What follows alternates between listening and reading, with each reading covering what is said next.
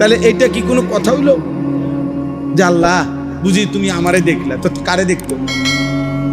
এই আল্লাহ বলেন নাফরমান পাপী মুসিবত দেখলে হতাশ হয়ে যায়, আর কি হয়ে যায়? আল্লাহকে ভুলে যায়। ওয়ালা ইন আযাকনাহু না'মা বা'দা দাররা মাসাতহু লা ইয়াকুলান্না যাহাবাস সাইয়্যাতু আন্নী ইন্নাহু লাফারিহুন ফাখুর। 3 নম্বর আয়াত আল্লাহ বলেন নাফরমানের তৃতীয় আচরণ, বেঈমান নাফরমান পাপী যখন আমি আবার পুনরায় তার দুঃখ বেদনা যন্ত্রণা পেরেশানি বিপদ মুসিবত অ্যাক্সিডেন্ট দুর্ঘটনা অসুস্থতা সরিয়ে ফেলি, আবার যখন সুখ দেই, এইবার সুখের প্রথম মুহূর্তেই সে লোকের সম্মুখে বলে যাহাবাস সাইয়্যাতু আন্নী, কি ভাই আপনারা যে কয়দিন দেখলাম না, আরে কইও না, একটা বেশি পেরেশানিতে ছিলাম গত 15টা দিন, এখন হুঁশা ছিল না, জুতা পর্যন্ত পরিবার টাইম পাইছি না, এত বিপদ গেছে আমার অনেকগুলো, এখন মোটামুটি সব ক্লিয়ার করে লাইছি, এখন আর আগের কোনো অসুবিধা নাই, শেষ। এখন আবার পুনরায় উল্লাস, আল্লাহ বলতেছে পুনরায় আবার ফুর্তি, পুনরায় আবার অহংকার। একজনকে জিজ্ঞাসা করছি কি অবস্থা এখন, এই কয়দিন আগে হুজুরে মোটামুটি একটু অসুবিধা আসছিলাম, প্রথম এখন গুছাই লইছি, তারার লগে গুছাই লইছি, মানে আগে জাগর উপরে জুলুম করছে, এখন তাগর লগে মিল করতেছে।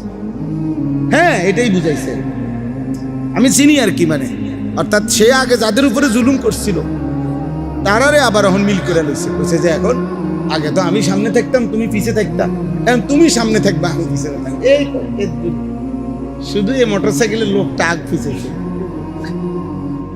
সিস্টেম আগেরটাই রয়েছে। আল্লাহ আমাদেরকে মাফ করে, যে যাহা বুঝার বুঝছে।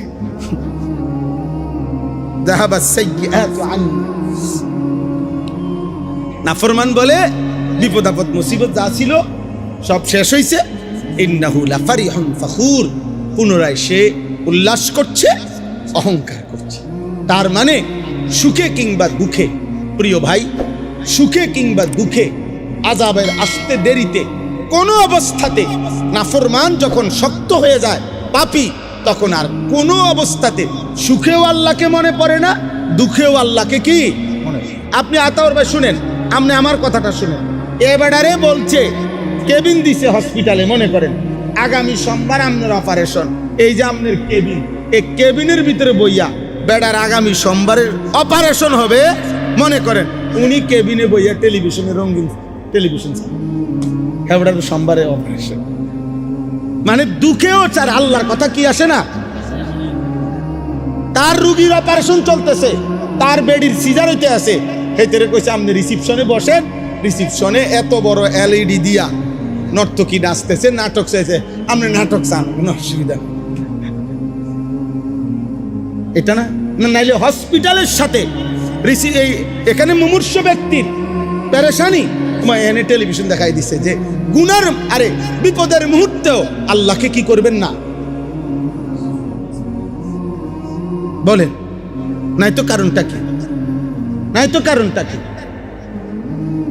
যে এই বিপদের মুহূর্ত তারে টেলিভিশন দেখাইতে হইব, ওই উদ্দেশ্যে এটাই, কোনো অবস্থাতেই আল্লাহকে যেন কি না পড়ে, নাউযুবিল্লাহ।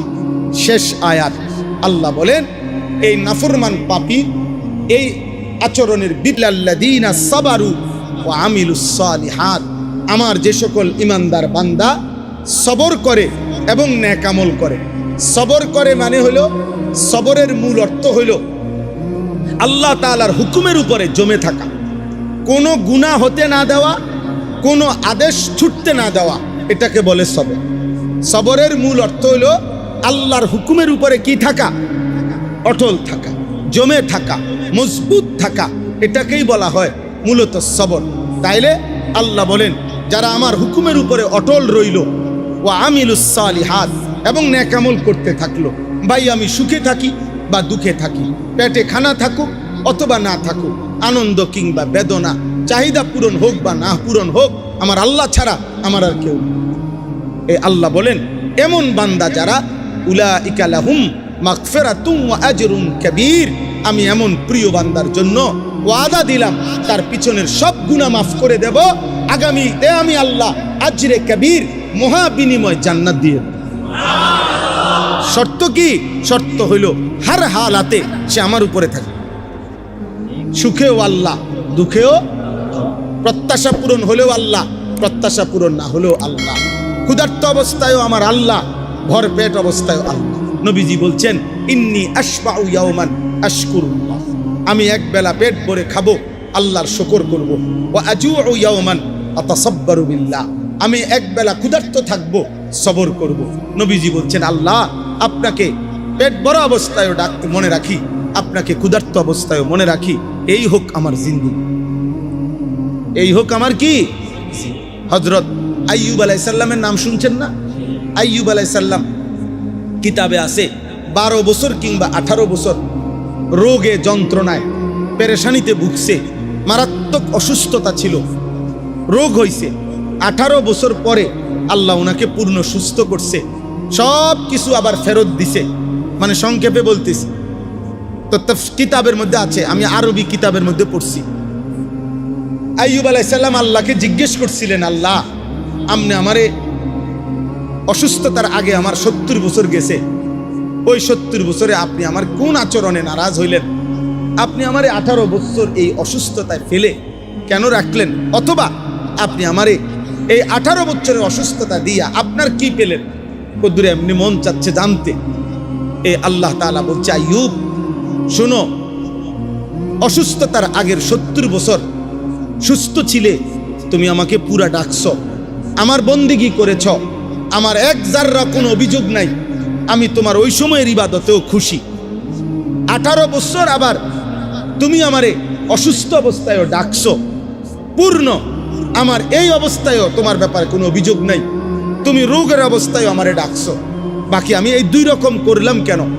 আল্লাহ তাআলা বলেন, আইয়ুব আমার জাতের কসম, 70 বছর সুখের সময় তুমি আমারে যে ডাকছি না, আমার জাতের কসম আইয়ুব 18 বছর বা 12 বছরের রোগের মুহূর্তে, দুঃখ বেদনার রোগ আর যন্ত্রণায় তুমি যখন আমাকে ডাকতা, 70 বছরের ডাকের চাইতেও 18 বছরের বেদনার ডাক আমার কাছে বেশি মজা লাগছে। সুখের ডাকের চাইতে দুঃখের ডাকে আমি মাওলা মজা পাইছি বেশি আইয়ুব। এই জন্য আমি তোমার 18 বছরের কষ্ট দিয়েও পরীক্ষা করছি, দেখি আমার আইয়ুব সুখেও যেমন আমাকে ডাকে, দুঃখেও আমাকে ডাকে। এই জন্য কোরআনে আল্লাহ বলছে, নি'মাল আবদ ইন্নাহু আওয়াব, নি'মাল আবদ। আইয়ুব আলাইহিস সালামের কথা বলতে গিয়ে আল্লাহ বলছে, ও আমার বড় প্রিয় বান্দা, ও আমার বড় উত্তম বান্দা। নি'মাল আবদ, ও না অনেক ভালো বান্দা। সুবহানাল্লাহ। তাইলে সুখে কিংবা দুঃখে সব অবস্থায় কে?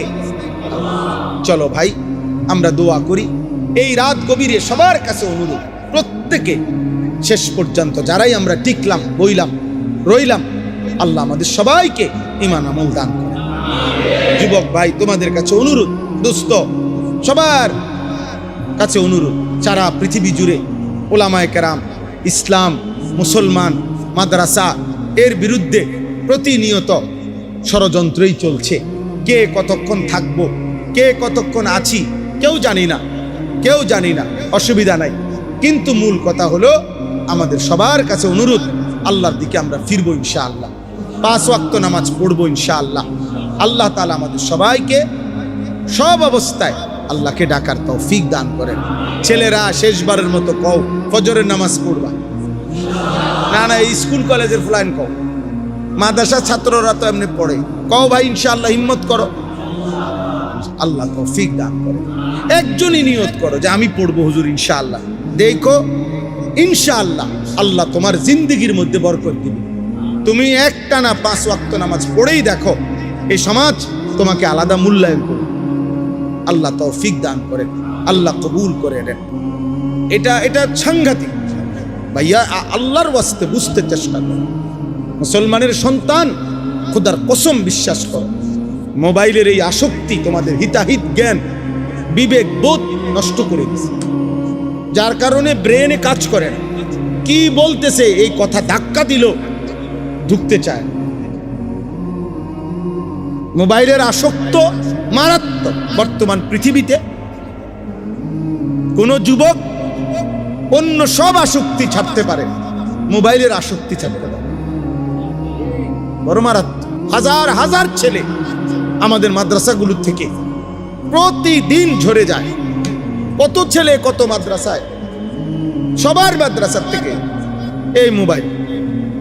এক সপ্তাহ বাড়িতে গিয়া আপনার একটানা 24 ঘন্টা 2 আঙ্গুলে মোবাইল টিপছে। মাদ্রাসা যেদিন খুলছে শনিবার, এই দিন আর তার আসতে মন চাচ্ছে না, আর পড়তো না। মাদ্রাসা ভালো না, ফিডে খানা বালা না, এই সে সেই সে, মন চাই ফাঁকি দিয়ে নানার বাড়ি চলে গেছে, দাদার বাড়ি চলে গেছে। মূল কারণ একটাই, মোবাইল। মূল কারণ মোবাইলের আসক্তি। আহা, কত মায়ের স্বপ্ন, কত বাবার স্বপ্ন বৃথা হয়ে গেছে। কত স্বামী স্ত্রী হারায় ফেলছে, কত স্ত্রী স্বামী হারায় ফেলছে মোবাইল। কত নারী পরকীয়ায় আসক্ত, কত স্বামী পরকীয়ায় আসক্ত, পরকীয়ায় আসক্ত। মোবাইলের নর্তকীর কাছে কোনো ভুল দেখে না, নিজের স্ত্রীর কোনো গুণে দেখে না, বুঝেন না? হারামের মধ্যে মজা পায় আছে, হালালের মধ্যে কোনো গুণে নাই। এর কাছে দৃষ্টিতে এর বউর কাছে কিছুই না, সব আছে নর্তকীর কাছে। নাউজুবিল্লাহ। চলো ভাই, ভাবতে শিখো। দেখো তুমি 24 ঘন্টা এমন সুন্দর জীবন, যৌবন, এমন সুস্থতা, এমন সময় এভাবে অনাদরে অবহেলায় চলে যাওয়া, শেষ করে দেওয়া ঠিক না, ঠিক না। আমরা কিতাবের মধ্যে পড়ছি কিমাতুজ জামান ইনদাল উলামা, পৃথিবী বিখ্যাত কিতাব। শেখ আব্দুল ফাত্তাহ আবু গুদ্দা রাহমাতুল্লাহ আলাইহি লিখছেন এই কিতাব। যুগে যুগে ওলামা মনীষীদের কাছে সময়ের মূল্য কি ছিল, কদর, সময়ের মূল্য বুঝতেন যারা, এই নামে বাংলা অনুবাদও আছে।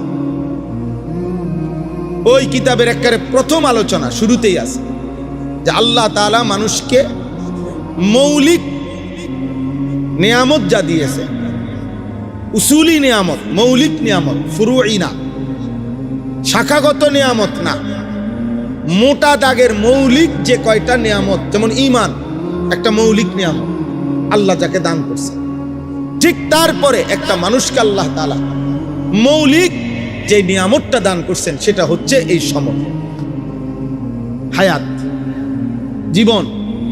আমার বয়স, আমার হায়াত, এটাই তো সময়। আমার হায়াত, যাকে আল্লাহ যেটুকু হায়াত দিছেন মানে তো এতটুকু সময় দিছেন, সময় দিছেন। আমার হায়াত মানে কি? আমার সময়। আমার জীবন মানে কি? আমার সময়। আমার 45 বছর বয়স মানে কি? এই পরিমাণ ঘন্টা, মিনিট, সেকেন্ডের সমষ্টি, এরই তো নাম 45 বছর। এটাই তো 45 বছর। এবার আপনি যদি বাইর করতে পারেন তাহলে আপনি এবার 12 মাস বছরে, তাহলে 12 মাস বাইর করতে পারবেন। এবার আপনি 24 ঘন্টায় দিন বাইর করতে পারবেন। আপনি 60 মিনিটে ঘন্টা বাইর করতে পারবেন। 60 সেকেন্ডে মিনিট, আপনি মিনিট বাইর করতে পারবেন। তাহলে আপনার হায়াতের 45 বছর যেমন বাইর করতে পারছেন, হায়াতের কত মোট সেকেন্ড এটাও তো আপনি বাইর করতে পারবেন। সময় আর কি। আমাদের হায়াত মানে আমাদের কি? সময়। এটা আমাদের জীবনের বড় পুঁজি ভাই। বাবাদেরকে বলি, ভাইদেরকে বলি, আমাকেও বলি, উঠতি নওজোয়ান আলেম যারা আছেন আপনাদেরকে বলি, সময়কে ধারণ করলে মানুষ দামি হয়, সময়কে ধারণ করে মানুষ স্মরণীয় হয়, সময়কে ধারণ করে মানুষ বরণীয় হয়। আমি এখন বলতে পারি যে আজ আমার 22 বছর, আলহামদুলিল্লাহ, আমার ওয়াজের জিন্দেগি 22 বছর। আজ থেকে 22 বছর আগে ধরে আপনি আমার চিনবেন, তাহলে আমি তো 22 বছর আগে ওয়াজ করছি। ওখানে না অনেকে চিনে, এখনো না অনেকে চিনে, এখনো না অসংখ্য মানুষ চিনেন। কিন্তু তখন আমি যে বিগত 15 বছর আগে ওয়াজ করছি, আমি যে 20 বছর আগে বয়ান করছি, 4 ঘন্টা ঘড়ির ঘন্টা এক টানা বলে গেছি আলহামদুলিল্লাহ, দিনের পর দিন। তাইলে সময়কে ধারণ করতে হয়। হায়াতের এই সময় আল্লাহ তাআলার দয়ায় উদ্দেশ্যের পানে অনেক লম্বা সময় ব্যয় করতে হবে।